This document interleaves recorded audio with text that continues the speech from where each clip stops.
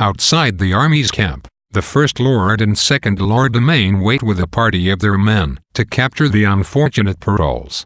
They decide to disguise their voices by speaking nonsense, and pick a soldier whose voice is unfamiliar to their victim to act as interpreter. Paroles comes along soon enough, debating with himself how to make it look like he attempted the recovery of the drum without exposing himself to any danger.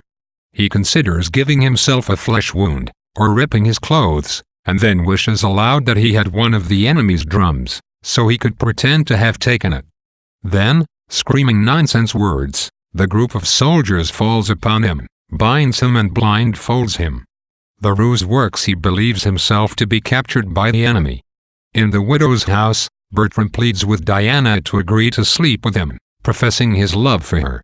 After much prodding, she agrees to allow him to come to her bedroom late that night, but she demands the ring of his finger as a token of his love. He reluctantly gives it, telling her that the ring is the emblem of his family.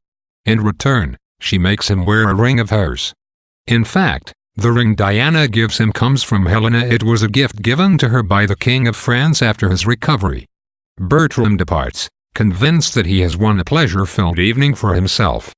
Back at the camp, the two Lords Domain discuss Bertram's conduct. His mother's letter, condemning his behavior, has arrived, and so has the false news that Helena has died in a monastery, a rumor spread, no doubt, by Helena herself. When Bertram returns from visiting Diana's bedroom, where he has been successfully duped into sleeping with Helena, the lords take him to the location where Paroles lies pinioned, and tell him to watch. Then the soldier picked as interpreter threatens Paroles with torture unless he tells all the secrets of his army. Paroles, terrified, complies, and then goes on to give extremely unflattering descriptions of Bertram and both of the Lords Domain. His bags are searched, and a letter is found addressed to Diana, urging her to sleep with Bertram in return for payment. Finally, they declare that they will kill him anyway, and Paroles, completely undone, weeps and begs for his life. Amid much laughter, the blindfold is removed, and Paroles is left a ruined, friendless man. Nevertheless, he is not entirely discouraged. He has lost his position at Bertram's side, but he accepts the reversal and decides to get on with his life.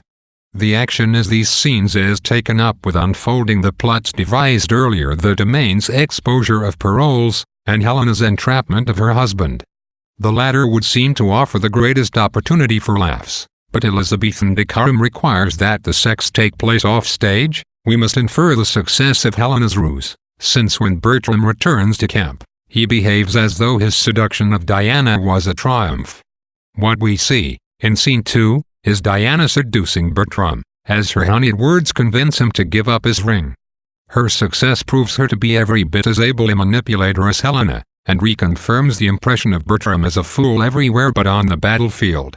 The unmasking of Paroles, meanwhile, is played for deliberate comic effect, especially in the ludicrous nonsense language that his captors speak ostensibly in order to disguise their voices, but mainly, one imagines, because Shakespeare took pleasure in having his characters speak lines like Throcomovises, cargo, cargo, cargo, /cargo, cargo, cargo, Villian de Parcourbeau, cargo.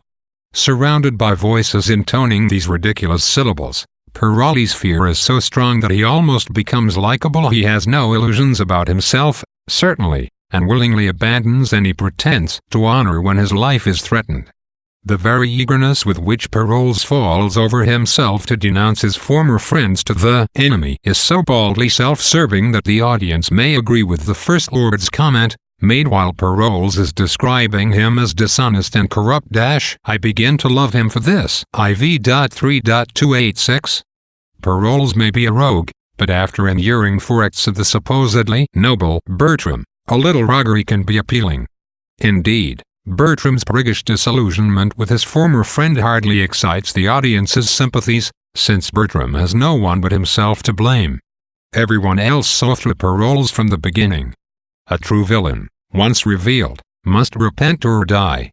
But Paroles is strictly a minor rogue, able to easily roll with life's punches.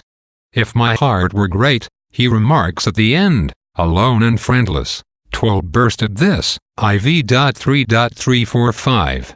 If his heart were great but it isn't, he is no tragic hero or impassioned villain, but only a harmless fraud. Captain, I'll be no more, Paroles says with a little wistfulness, but I will eat and drink and sleep as soft / as Captain shall. There's place and means for every man alive. / I'll after them, IV.3.346-55. In a sense, his pragmatism makes him Helena's spiritual brother, at least in ruthless practicality. Neither of them waste time on the inner turmoil characteristic of other Shakespearean characters. Helena loses her love and sets about getting him back by the most pragmatic means available. Paroles loses everything, but instead of bemoaning his fate, he shrugs and moves on, looking for greener pastures.